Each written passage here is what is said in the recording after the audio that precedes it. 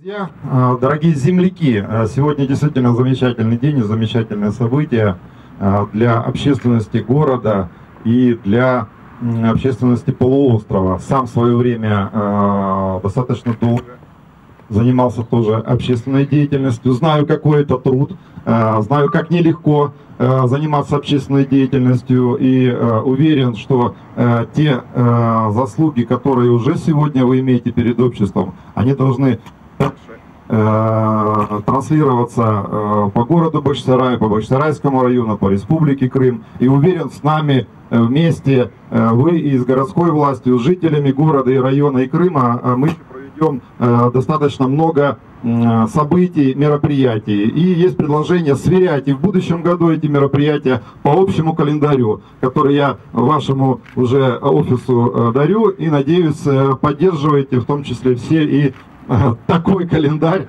событий и на следующий год. Спасибо, вам всем удачи.